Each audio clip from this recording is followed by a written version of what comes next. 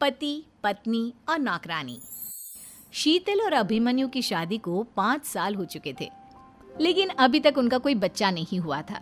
इसकी वजह से शीतल और अभिमन्यु परेशान रहते थे, लेकिन उन दोनों से ज्यादा परेशान थी शीतल की सास, यानी अभिमन्यु की माँ जानकी देवी। जानकी देवी चाहती थी कि जल्दी से जल्दी उनकी गोद में पोता या पोती आ जाए, और इसीलिए वो अपनी बहू शीतल को लेकर एक दिन हॉस्पिटल पहुंची।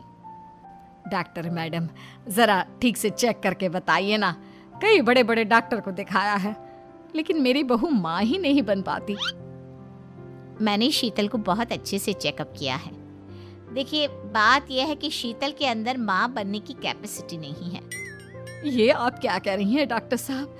कोई तो इलाज होगा ना, कोई दवाई दे दीजिए।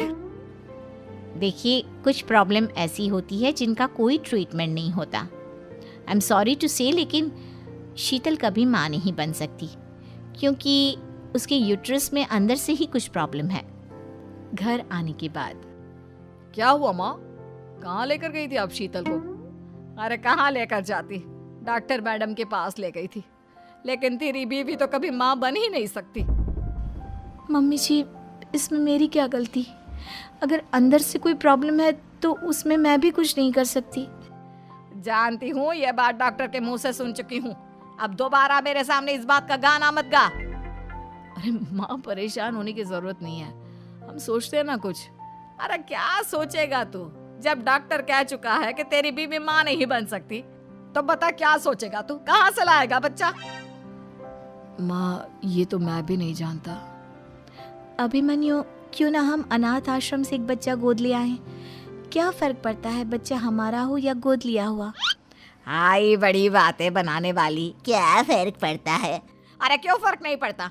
मुझे इस वंश को आगे बढ़ाने के लिए मेरे बेटे का खून चाहिए, किसी दूसरे का नहीं। लेकिन माँ, आप जानती हैं कि ये अब पॉसिबल नहीं है। मैं कुछ नहीं जानती।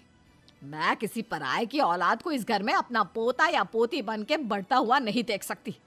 मेरा वंश मेरे बेटे के खून से ही आगे बढ़ेगा। लेकिन मम्मी जी, ऐसा कैसे हो पाएगा? आप अच्छी तरह जानती है ना, मेरा और अभिमन्यु का बच्चा नहीं हो सकता। तो मैं अपने बेटे की दूसरी शादी करवाऊंगी, और अपनी दूसरी बीवी से ये मुझे बच्चा पैदा करके देगा। ये आप क्या कह रही हैं माँ? मैं किसी और से शादी नहीं करने वाला।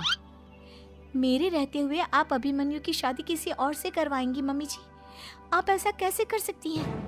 तू बस देखती जा